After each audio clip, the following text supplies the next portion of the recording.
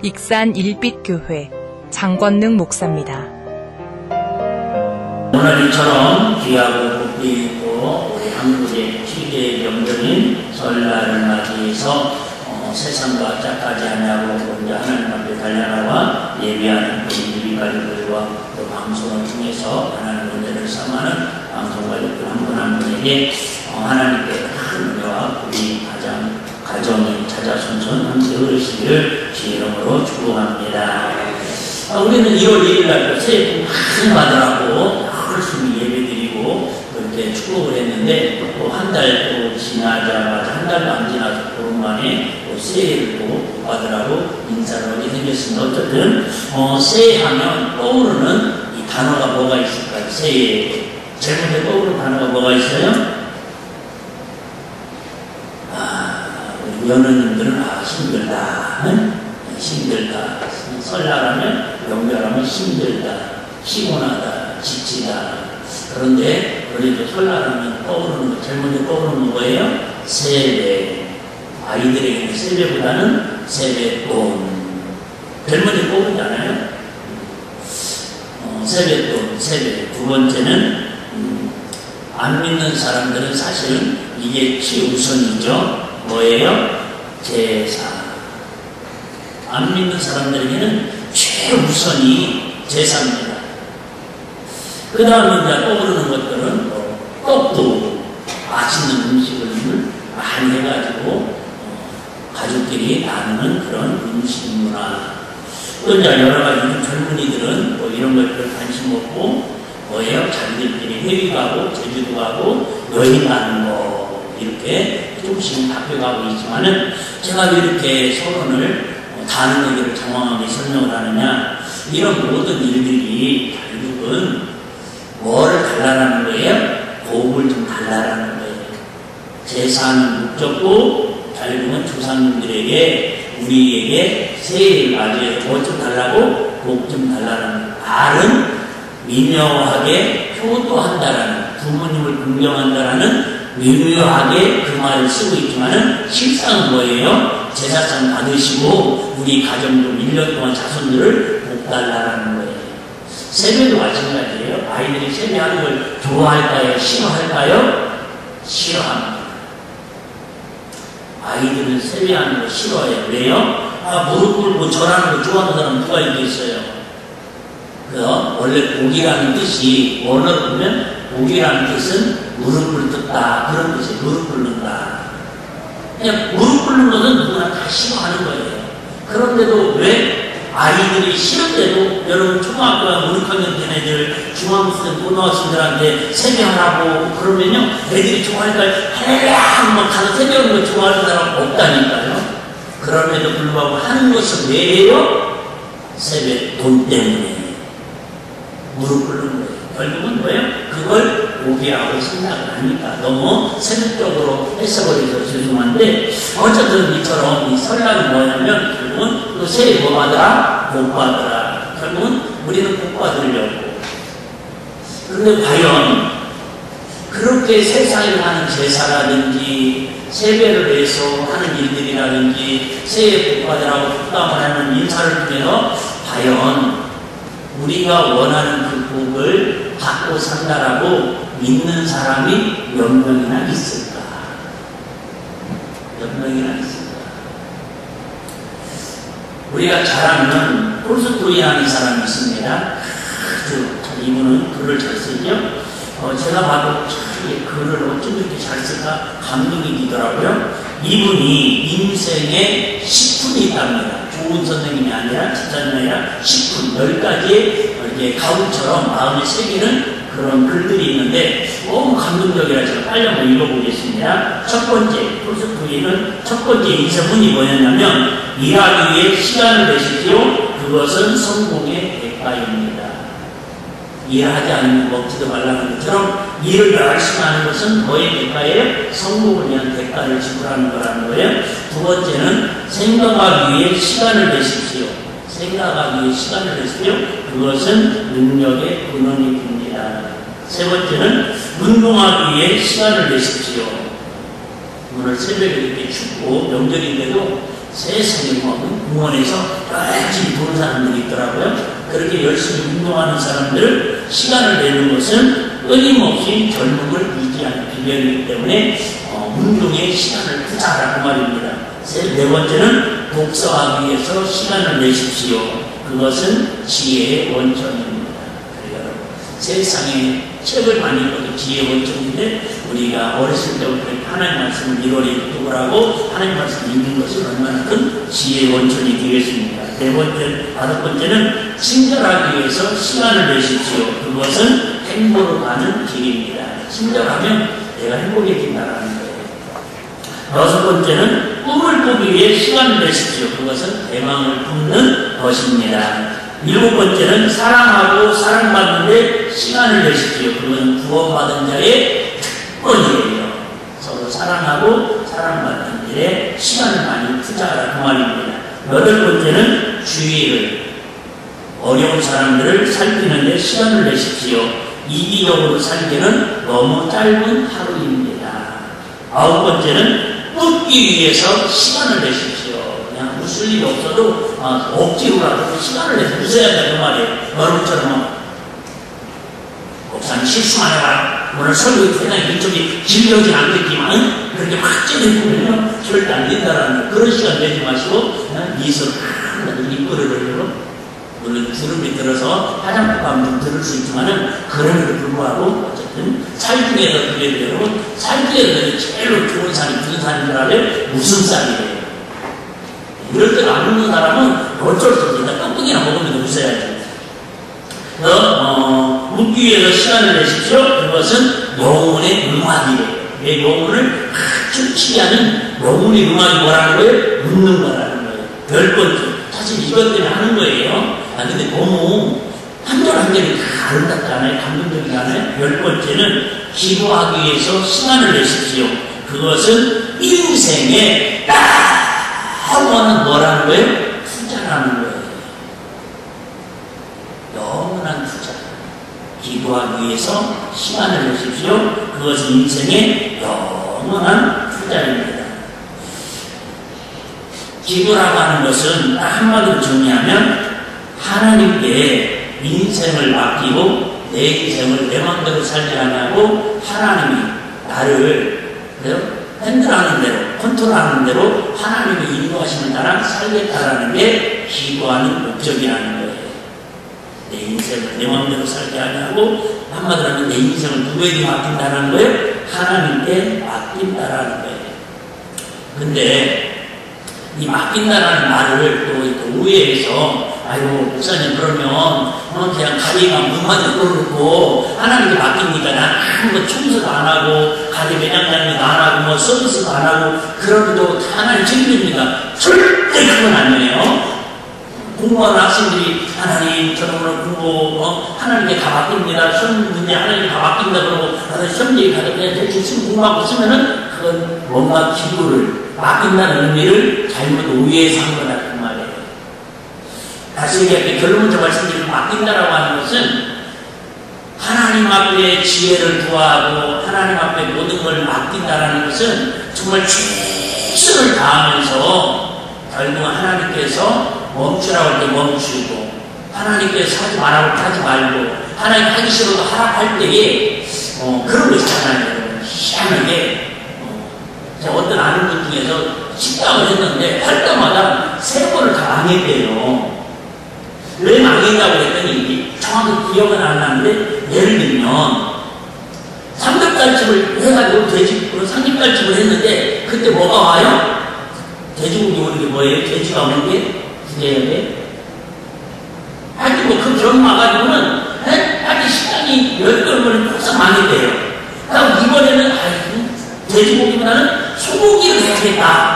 그럼 소고기점을 찾아내고 소고기 파티로 와가지고 망했대요. 세 번째는 이것도 아니고 저것도 아니고 다가는 우리 했더니 교육도 빨리 나와서 망했대요. 여러분 이렇게 안 되는 사람은요 시원하게 하도 그런 일이 생긴다라는 거예요. 여러분 그럴 때 사실은 물론 시험교사도 하고 여러 가지 힘들고 하는 경험대가 바뀐다라는 것을 통해서 이런 얘기 하고 싶어서 오늘 말씀드리는 거예요. 자, 세상 사람들은 추석 명절이든 설날 명절이든 정성을 들여서 제사상을 차려놓고 거기다가 절을 하면서 1년 동안에 우리 자녀들의 인생을, 우리의 가정의 생사화복을 다 뭐예요? 맡기고 싶다는 거예요. 맡겨야 뭘 주시니까? 복을 주시니까.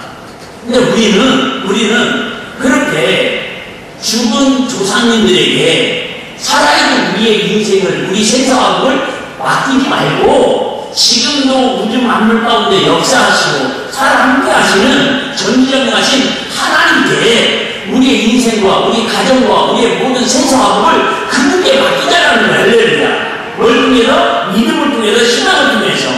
금차례 때 말씀드리지만 그럼 여러분 한번 상식적으로 생각을 해봐요. 7, 80년도 제대로 살지 못하고 사고 나서 암으로 병들어서 죽은 조상님들이 우리 가족이라고 혈육이라고 할지라도 그분들도 살기거든요. 산 사람이 복이에요? 죽은 사람이 복이에요? 거기다 설명 없잖아요? 그런데 그 살기를 못하고 죽으신 분들한테 그 제사를 지내면서 절을 하면서 무릎 꿇는다, 세배하다, 절하다, 복을 달라고 하는 게 그게 더 현실적으로 맞는 논리인지 아니면 성경 66권을 통해서 지금도 전 세계에 가장 많은 24%가 믿고 있는 기독교인들, 하나님은 아직까지 그래도 무슬림이 많이 참가한다고 하면 별 종류 그런 거 다 합쳐도 기독교인가 좀 많잖아요. 할렐루야. 그러면 그분들이 나름대로 과학자들이 여러분들이 성경적으로 역사적으로 그래도 살아계신 하나님이 지금 함께하신다는 걸 믿고 그분한테 우리 인생을 모든 걸 맡기고 그분한테 복을 달라고 하는데 맞는지 1번인지 2번인지 여러분 이거 초등학교 1학년생만 돼도 모르는 사람이 있을 수 있잖냐 그 말이에요. 그걸 깨닫게 하고 그걸 바로 잡아주는 게 예배고 설교고 하나님 말씀이다 그 말이 할렐루야. 저 여러분 마찬가지 아니에요? 물론 우리 조카 저번에 결혼한 조카도 와 있고 우리 큰형님도 형수님도 계시지만 우리도 아버님 생전에 그 제가 지냈다니까요. 딸하고 우리 어머님이 지극정적으로 명절 2번뿐이 아니라 새벽마다 전방에다가 점심을 떨고 비나이다 우리 자식들 잘 믿고 맡기는 기도를 많이 했다니까요. 저는 그 문화에서도 살아봤고 예수 믿고 목사까지 되어왔는데 여러분 내가 인생을 살면서 참 하루하루 살면서 더 느껴지는 것은 진짜 우리 인생의 생사화복을 중환하시고 내 인생을 맡기게 책임지시는 분은 전지전에 하나님이시라는 할렐루야. 이게 1%라고 믿어지지 않으면 저 인자가 있을 필요 없잖아요. 저도 우리 가족들 다 형님네 모여가지고 같이 제사 지내고 같이 우상숭배하고 제사도 나누고 그 인간적으로도 화목해 보이고 또 분위기 좋아 보이잖아요. 모르게 몰라도 오늘 이 자리에 나와 있으면서 아침에 식사하면서 마음이 좀 불편한 분도 있을 수 있잖아요. 가족끼리 어디 가라고 했나? 교회 좀 잠깐 다녀올게요. 어디 가라고 했나? 교회 가라냐? 불편할 수 있잖아요. 여러분. 그럼에도 불구하고 왜 우리가 예배의 땅에 나와서 하나님 앞에 이렇게 예배하면 결국 예배라는 걸 하나님을 무릎 꿇는다는 의미를 갖고 있는 하나님이 우리 가정을 우리 그 자녀들에게 책임져 주시고 복을 주셔야 우리가 그 복을 살 수 있다는 걸 고백하고 나온 거다 그 말이 할렐루야. 결국은 우리 인생을 누구에게 맡길 거냐 기도로 예배로 말씀을 누구에게 하나님께 맡기는 게 복이라는 걸 오늘 말씀 전하고 싶어서 이렇게 선언을 드리게 전하고 있습니다. 우리가 잘 아는 것처럼 유대인들의 교육법, 유대인들의 이야기는요 정말 회고에도 끝이 없습니다. 잘 아시는 것처럼 유대인들은 세계 인구의 0.4%밖에 안 됩니다. 우리나라보다도 훨씬 우리나라에서 경상도, 강원도, 반전만도 안 될 정도로 그 작은 전라도보다 좀 더 클 정도로 안 되는 도시입니다. 나라입니다. 그런데도 0.2%밖에 안 되는데 나라의 어떤 상징적으로 국력을 평가할 수 있는 모델 수상자가 여러분 아시는 무려 27% 이상이 나왔습니다. 근데 그런 여러 가지 교육법이 있는데 오늘 한 가지는 이런 교육법이 있대요. 어렸을 때부터 저번에 한번 그런 얘기 있잖아요. 아이들이 막 뭐만 안 되면 막 입을 늘려고 그러는데 성경책에다가 또 건필대에 뭘 발라놓는다고요? 꿀을 발라놔가지고 아이들이 그걸 먹으면서 성경책은 뭐예요? 달달한 걸 느끼게 하려고 그런 교육까지 쓴다는 거예요. 우리 엄마들 막 그걸 모르고 무슨 더럽다고 난리치겠죠. 근데 이 아이들이 교육한 것 중에 하나는 뭐냐면 이게 아이들하고 정말 말씀을 잘 가르치고 기도하고 가정의 분위기를 철저히 거기는 가정중심이잖아요. 우리나라는 저녁이면 한강문화, 술문화인데요. 이스라엘에 가보니까 6, 7시만 되면은 분들이 불이 꺼져가지고 노동들 거의 안 합니다. 왜요? 전부 다 튀어나오면 집에 가가지고 가족끼리 보내라는 거예요. 좋죠? 진짜 부럽더라. 우리나라 강남 가봐요.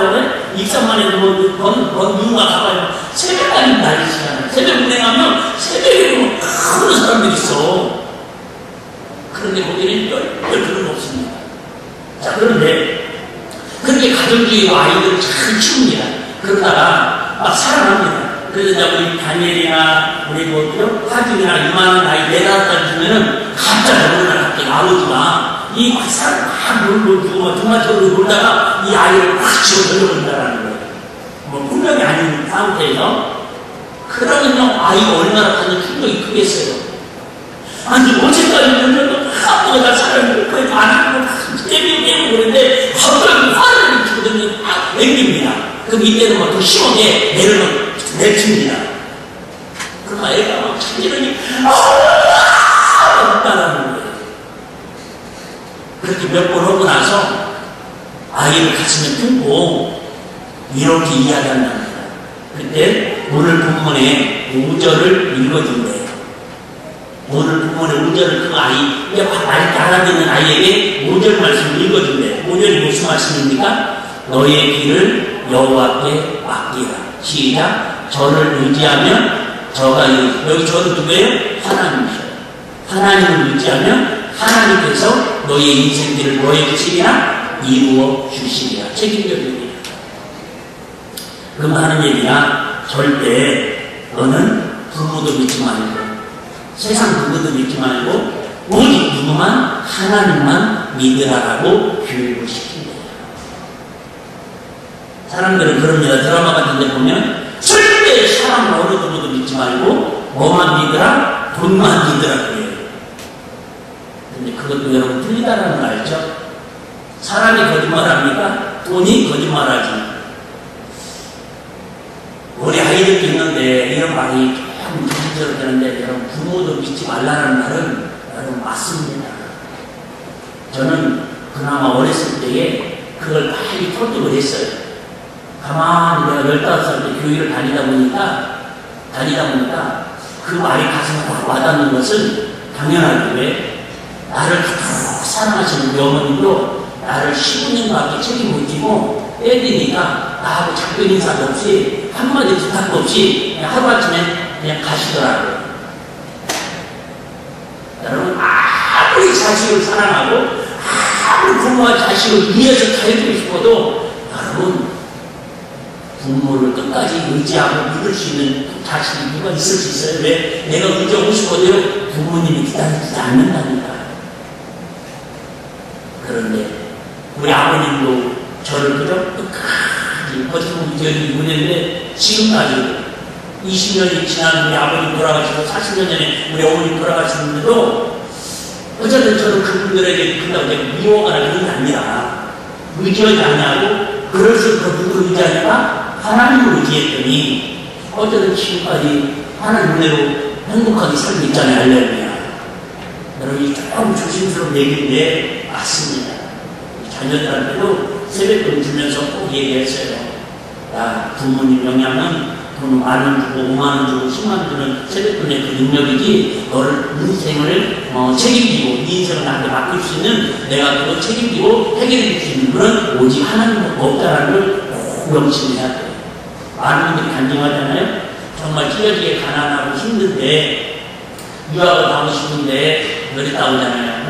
현금만 끊어주면서 현금 제기만 끊어주면서 그 다음부터 큰 거는 하늘에 계신 너희 아버지께 교회에서 해결해라. 저도 주말에 한 번씩 그러거든요. 내가 너한테 만원 주고 저번에 휴가 와거든. 아빠 설날 다음 주에 뭐 군대인데 돈 없어? 그래가지고 거금을 털어가지고 보내줬거든요. 그래봤자면. 그런데 거기까지는 내가 해줄 수 있지만 그 이상은 저 위에 계신 진짜 네 아버지에게 말씀하셔서 해결하라고 그럽니다. 중요한 얘기입니다. 그때 그 아이들이 밑에 교육법이 그렇게 아버지한테 하루아침에 배신당하고 그 억울하고 속상했는데 이 말씀을 들려줄 때에 평생 아이들이 그럴 힘들 때마다 문제가 있을 때마다 아니 내 인생의 전부를 누구에게 하나님께 맡겨야겠구나.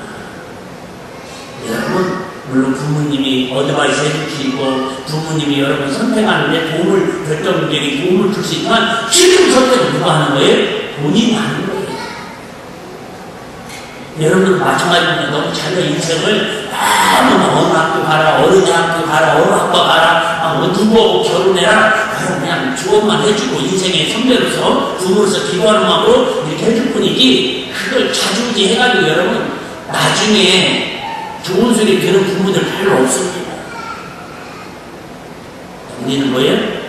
하나님께 맡길 수 있도록 뒤에서 기도해주고 하나님을 알 수 있도록 축복의 풍요역할만 해주면 부모를 치고 지혜로운 부모인 줄로 믿습니다. 아멘들 안 하시는 거 보니까 마음대로 하시죠. 자 그러면 무엇 때문에 우리가 인생을 하나님께 맡겨야 합니까? 사실 이게 제일 중요합니다. 돈은 은행에다 맡기거나 투자비사에다 맡기거나 또 부모님께 맡기거나 우리 어렸을 때 많이 경험했잖아요. 세뱃돈 받으면 지금도 그런 거 없잖아요. 근데 우리 어렸을 때는 전 세뱃돈 받아본 적도 없지만 세뱃돈을 받으면 뭐라 그래요? 먼저 누가 다가와요? 엄마가 다가오죠. 엄마가 다가와서 너 내놔. 엄마 내놔. 그러면 엄마한테 맡겨라. 그러는 거니까 나중에 중학교 갈 때 등록금으로 내놓고는 엄마 그냥 맡기면 돼요. 야, 네 등록금으로 들어가면 훨씬 더 많다고 이제. 그래서 그다음부터는 아이들이 절대 돈만 있으면 엄마에게 맡겨 안 맡겨요? 안 맡기는 이렇게 부모도 엄마든지 돈 맡겼다가 떼어먹었다고 생각하는 사람이 얼마나 많아요. 떼어먹은 게 아니에요 그건. 어차피 문자 버리지만 그럼 왜 우리가 이렇게 엄마에게 맡기든 은행에게 맡기든 우리 인생을 정말 또 부처에게 어떤 사람 맡기고 어떤 사람들이 여러 가지 방법으로 맡기는데 왜 꼭 하나님께만 우리 인생을 맡기는 삶을 살아야 합니다. 4절 6절 한번 보겠습니다. 4절 6절 다시 한번. 자, 또 여호와를 기뻐하라. 저가 내 마음의 소원을 이루어 주시리로다. 너희 길을 여호와께 맡기라. 저를 의지하면 저가 이루시고 6절 같이 봅니다. 시작. 내 의를 빛같이 나타나시며 내 공의를 정오의 빛같이 하시리라. 한마디로 말하면 하나님께 맡기면 하나님 뭐 하시겠대요? 책임져 주시겠대요. 여러분 이 지구촌에 있는 어떤 부모도 어떤 신도 여러분 우리의 본 인생을 맡기면 책임져 주겠다고 자신에게 언약을 한 사람은 없다니까요. 언약은 신 없다니까요. 우리 하나님도 언약을 뭘로 해주셨어요? 독생자 예수님 이 땅에 보내셔서 십자가에 끌려 죽이시면서까지 내가 너희 인생을 나한테만 맡겨. 그럼 너희 영혼도 너희 가정들 얼마나 천국까지 내가 책임지겠다고 하나님 언약이신 바로 성경 말씀이라는 말이 알려야 이보다 더 확고한 게 어디 있습니까? 부부간에도 서로 언약을 했지만 깨질 수도 있잖아요. 사업자들끼리 서로 세입자끼리 계약서를 썼는 대로 그 계약서를 파기하는 경우도 있잖아요. 동업자들도 얼마나 파기하고 그럽니까? 그런데 부자관계에 대한 파기가 되는데 하나님과의 언약 관계는 맡기면 하나님께서 틀림없이 책임지게 약속이기 때문에 다른 생각하지 마시고 힘들고 어려고 아니 항상 범사에 하나님께 우리는 우리 인생을 맡기는 마음으로 기도하는 마음으로 살아가시기를 주의 축복합니다. 다윗이 얼마나 위대합니까? 다윗이 위대했던 이유는요, 다윗은 무슨 일만 있으면 하나님께 맡기는 사람이었어요. 어떻게 맡겨요? 기도를 맡겼다고 그러죠? 자, 3절 3절을 보면은 거의 말끝마다 문체마다 다윗이는 하나님께 여쭤와 이르니 하나님께 여쭤와 기도하니 하나님께 물어 이르시니 계속 하나님께 여쭤보는 하나님께 여쭤보고 무슨 일만 있으면 하나님께 여쭤봐요. 장관을 세웠다 하나님께 여쭤보고 전쟁을 할 때 하나님께 여쭤보고 모든 걸 다 시켜오고 하나님께 여쭤보고 모든 걸 다 하나님께 물어보는 거예요. 자, 한 거부절만 볼까요? 3절 10절 20절 그러므로 그들이 또 여호와께 묻되 그 사람이 여기서 왔나니까 여호와께 대답하시니 그가 진보다리를 사이에 숨었네 하셨더라고. 3회라 5장 19절. 다윗이 여호와께 여쭈하기르니 내가 블레셋 사람에게 올라가니까 여호와께는 그들을 내 손에 넘기시겠나이까 하니 여호와께는 다윗에게 말씀하시 올라가라. 내가 반드시 블레셋 사람을 내 손에 보여 넘기리 하십니다. 블레셋 군대하고 싸움을 가는데도 전쟁으로 가는데도 사실은 뭘 해야 돼요?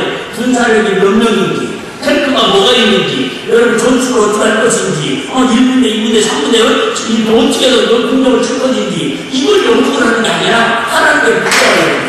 지금 가려고 그러는데 하나님 어떻게 하시겠습니까? 또 신경 하나님 뭐라고 얘기하세요? 야 이렇게 전쟁을 하면 하라면 하나님 응답을 하신다는 거예요. 아유 목사님 저는 이 사람과 저 사람과 물어봐도 대답이 없던데요. 아니에요. 하나님 응답하시는데 내 귀가 갇혀서 안 들리려고 하니까 그런다니까요. 마음이 이미 자기 사실이 들어가 있으니까 자기 하고 싶은 대로 하려고 하니까 안 되는 거예요. 그러는 거 나중에 말씀했는데 망했다고.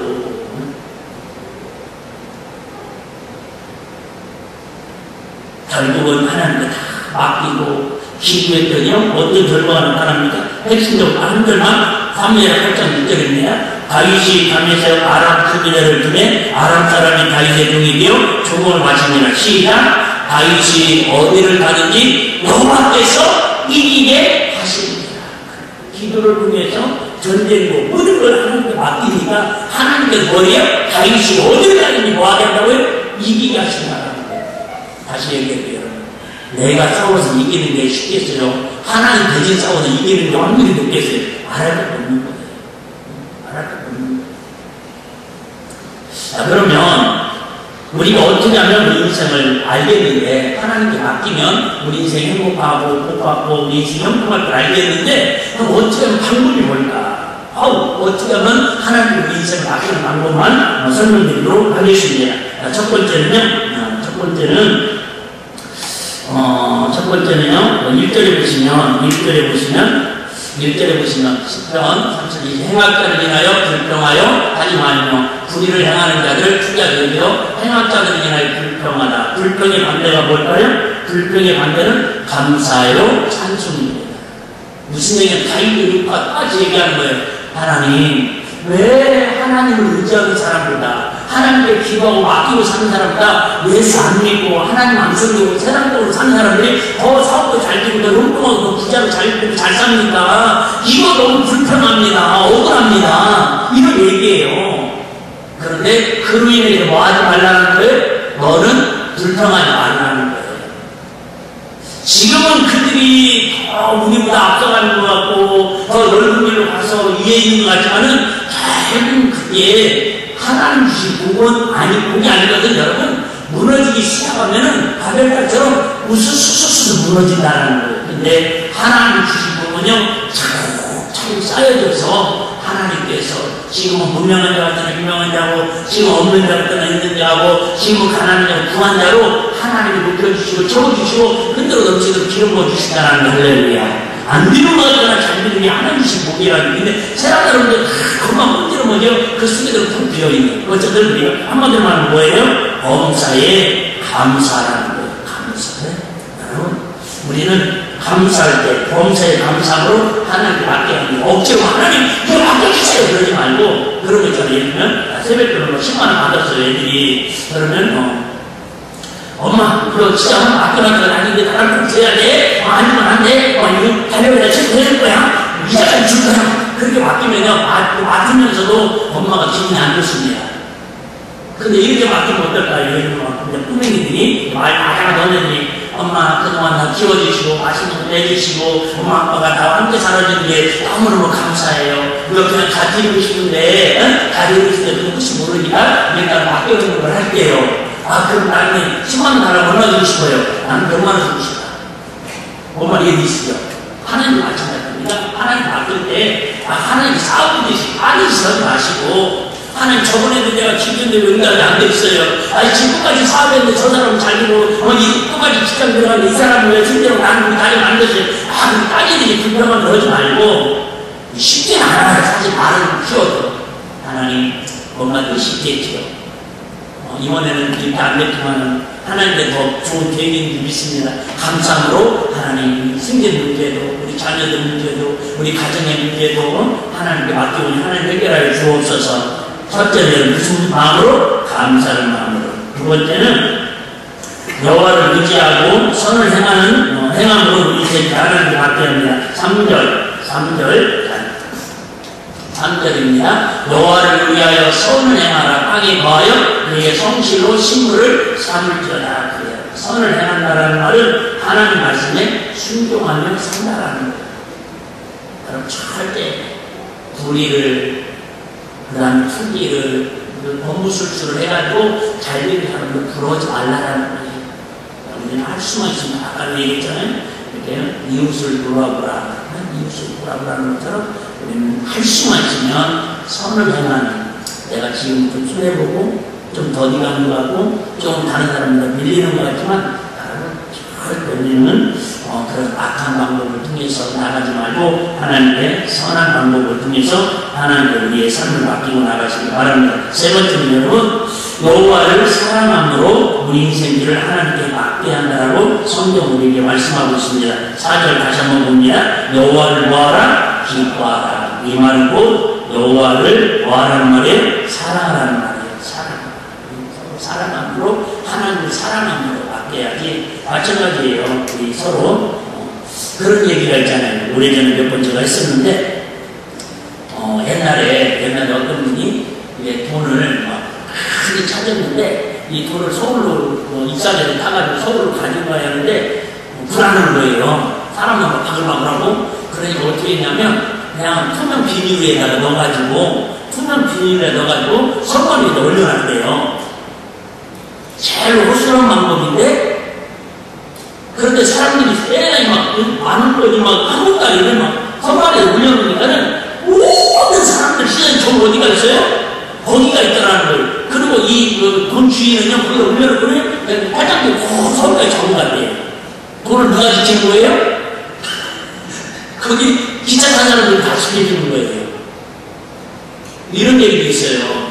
아버님 오셨던가 누가 그런 얘기 같은데 적금을 탔대요. 개라고 그러지. 시골에서 대금을 타가지고 옛날에는 지금 배우면 안 되지만은 개는 먹어야 하거든요. 자, 대돈을 타가지고 이 돈을 어떤 놈을 하다가는 깊은 장롱에다 넣어놨다가 쌀통에다가 넣어놨다가 그 다음에 버스 타고 장애를 가려고 하는데 참 기다리는데 아무리 불안하더래요. 그래가지고 그래 내가 몸에다 갖고 다니는 게 안전하겠다 해가지고는 몰래 감춰놓은 돈을 가지고 한 번도 안에 갖고 왔는데 뻗다고 다니다가 수십 맞아갖고 다 잃어버렸대. 여러분 무슨 얘기를 하려고 하십니까? 내 인간적인 방법으로는 이렇게 하면 복 받을까, 이렇게 하면 하나님께 가져올 복 주실까, 이렇게 하면 사업이 잘 된다, 여러 가지 방법을 하는데 그걸 전부 여러분 너무 피하다가 호랑이 만난 거더라고요.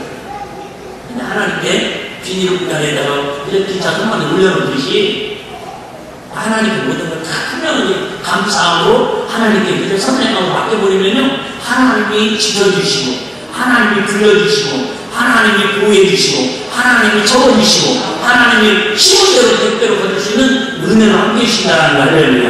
너무 감사하게 시기가 불이 나가지고 러시아를 내가 오늘 시기를 피워내려고 서투르고 있는데 감사하게 시기가 불이 거져가고 러시아를 내가 모르니까 내가 끝나는 시간이 끝나는 거네. 이제 너무 감사하네. 방금 제가 일부러 시계를 끈 것 같아요. 목사님 하나님 오래 하시라고. 지금 세 분은 지금 죽으려고 그러는데, 목사님 오늘까지 오래 할 줄 몰랐습니다. 그러는데, 한번 따라 하시겠습니다. 성도는 내 인생길을 몽땅 하나님께 맡기는 것입니다.